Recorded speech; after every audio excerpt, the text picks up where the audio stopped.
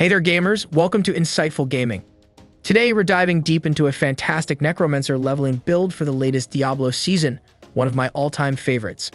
Now you've probably seen a ton of builds featuring bones, spear, and minion sacrifices. But this time I felt like taking a different route and going full-on summoner, and let me tell you, it's a wild ride. The great thing about this build is that you don't need any unique items to get started. This baby's ready to go right off the bat. You can find most of the components in the Codex or as part of the seasonal journey. Plus, it uses hearts, which are super easy to get hold of. If you find this build helpful, don't forget to smash that like button and subscribe for more content like this. Let's break this down. The gameplay with this build revolves around controlling a massive army of minions and dealing serious damage for minions and damage over time spells. The goal is to move from one group of enemies to the next, power up your minions, drop some blight, and watch as everything around you gets obliterated. Our ace in the hole is the Sacrilegious Heart from the first season. This gem automatically harvests a nearby corpse every second, instantly summoning warriors or mages when they fall in battle. On top of that, it triggers a huge corpse explosion for massive area damage and uses tendrils to gather up enemies. That's 3 skills on your hotbar automated for you. Your task is simple. Glide from one mob to another, spreading blight to apply damage over time to all the foes. This truly captures the essence of the Necromancer gameplay, focusing on casting damage over time, buffing minions, and powering them up without having to manually deal with resummoning and corpse management. It's a complete thrill ride, I assure you. The more you level up, the stronger this build gets as you unlock more of your Book of the Dead and collect more aspects. You'll really start to feel like a Necromancer deity. Personally, I think this is one of the best leveling builds out there for the Necromancer. Alright, let's kick into the aspects. The main focus here is keeping things simple and sticking to the basics, the Codex, while also avoiding the need for unique items. This build is all about being straightforward and effective. Along with the different aspects, we'll also discuss how to acquire all of them. Starting with the headgear, we're using the Bloodgetters aspect. This aspect, which you can randomly loot in dungeons, will let you have a maximum of 2 skeleton warriors. Don't worry if you don't get it straight away, it'll drop sooner or later. Moving on to the chest piece, we're going with the aspect of Disobedience. This aspect grants you increased armor for 4 seconds whenever you deal damage, stacking based on the number specified on your aspect. It's essential for this build as it provides significant durability in the game. You can find this aspect in the halls of the Damned dungeon, located in 𝗕𝗘𝗖𝗢𝗠𝗘. For gloves, we're using the aspect of Grasping Veins. This gives you increased critical chance for 6 seconds when you cast corpse tendrils, allowing you to deal extra critical strike damage to enemies damaged by your corpse tendrils. You can locate this aspect in the Corrupted Grotto dungeon in 𝗕𝗘𝗖𝗢𝗠𝗕. Moving down to pants, we're using the aspect of Hardened Bones. This aspect grants your minions increased damage reduction when you have 7 or more minions active. This feature further empowers your minions, reinforcing your summoner build. This aspect is a random drop, so you'll need to extract it from gear and then imprint it on your pants. But don't worry, it'll show up in time. For boots, we're picking the aspect of the Void. This one makes your Blight's defiled area pull in enemies from around the effect area, which is super useful for our build. Like the previous one, this aspect is a random drop, so you'll need to extract it from some gear and then imprint it onto your boots. You'll get your hands on it eventually. Onto the main weapon, we're using the aspect of Frenzied Dead. Every time one of your summoned minions damages an enemy, they gain an increased attack speed for 3 seconds up to a maximum of 30%. You'll need to extract this aspect from a gear piece and then imprint it on your weapon. It's another random drop, but it will drop eventually. For the amulet, we're rolling with the Blighted aspect. This aspect increases your damage for 6 seconds after the Shadowblight key passive damages enemies 10 times. You can get this aspect from the Aken's Grasp dungeon in the Hazar region. Moving on to our first ring, we're going with the aspect of Reanimation.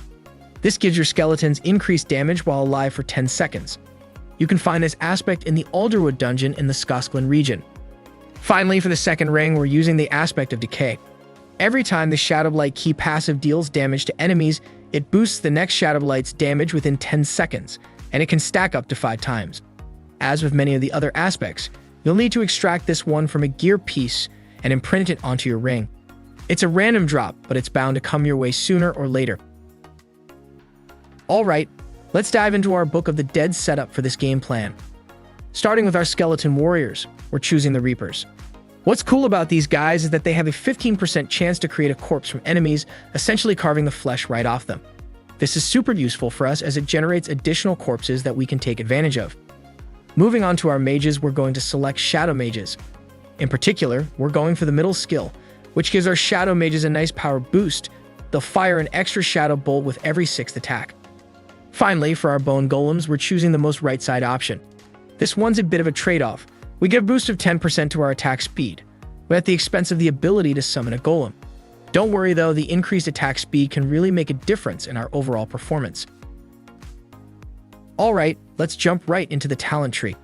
In the basic skills section, we're starting off with a point in Reap and another point in Enhanced Reap. This skill is an absolute no-brainer. It allows you to add an extra 30% attack speed for 3 seconds every time you eliminate an enemy with a Reap spell. This basically means you'll be maintaining a 30% attack speed nearly all the time. Next up, we'll be dropping a point into Acolyte's Reap. This bad boy generates a corpse under the first enemy it hits every 4 seconds, which is essential when you're facing boss-level baddies with fewer minions. You can generate corpses for free without needing to take down additional enemies. Now, on to core skills. Kick things off by dropping a point into Blight, followed by Enhanced Blight. These skills add a slowdown effect to your Blight, reducing enemy speed by 25%. Next, we're picking Supernatural Blight. This bad boy boosts you and your minions' damage by 15% against enemies in the Blight area. This is a big deal because our strategy fills entire rooms with Blight, giving us a constant 15% damage increase.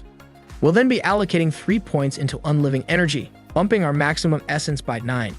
Then, drop a point into Imperfectly Balanced.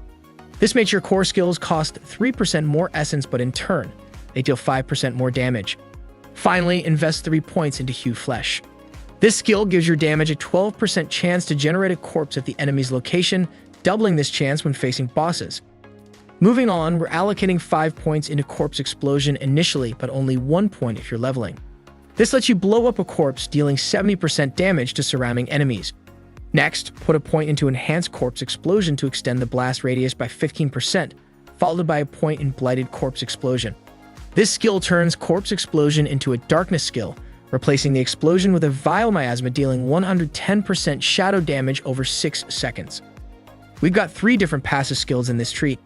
Invest 3 points into Skeleton Warrior Mastery to boost the damage and life of our skeletal warriors by 4 to 5%. Next, spend 3 points into Grim Harvest. Consuming a corpse will generate 6 essence. Finally, add 3 points into Fueled by Death. This allows you to deal 9% increased damage for 6 seconds after consuming a corpse. All these passive skills are great, each one of them strengthens our minions. In our Curse Skills section, add 3 points into Skeletal Mage Mastery. This boosts the damage and life of your skeletal mages by 60%. It's a minion build, so naturally we'll be selecting skills and passives that enhance our minions. Moving forward, drop a point into Corpse Tendrils and another one into Enhanced Corpse Tendrils. Enemies within range of Corpse Tendrils are slowed by 50% before being pulled. Then go for Plagued Corpse Tendrils. Enemies damaged by Corpse Tendrils are rendered vulnerable for 3 seconds. Next, put 2 points into Reaper's Pursuit. Damaging enemies with Darkness skills increases your movement speed by 10% for 3 seconds. Then assign 3 points to Gloom. Dealing damage to enemies with Darkness skills causes them to receive 6% increased shadow damage from you and your minions for 2 seconds, and this effect can stack up to 3 times. Next, assign 3 points to Terror. This skill makes your Darkness abilities deal 9% extra damage to slowed enemies and 9% extra damage to enemies who are stunned or immobilized. These bonuses stack and apply to shadow damage dealt. Then, allocate a point to Army of the Dead and another one to Prime Army of the Dead. When the volatile skeletons from Army of the Dead explode, they have a 15% chance to leave behind a corpse. Then choose Supreme Army of the Dead. Army of the Dead also raises your skeleton warriors and skeleton mages. Lastly, invest the final point into Shadow Blight. Shadow damage inflicts enemies with Shadow Blight for 2 seconds. You and your minions deal 10% bonus damage to enemies with Shadow Blight. Every 10th time an enemy receives shadow damage from you or your minions, while they are affected by Shadow Blight, they take an additional 22% shadow damage. Ladies and gentlemen, we've reached the grand finale of our build. I trust this video left you both enlightened and amused. If this video tickled your fancy and you crave more, don't hesitate to drop a comment, smash that like button, and hit subscribe. Until our next rendezvous, keep hustling and may the RNG gods shower you with their blessings.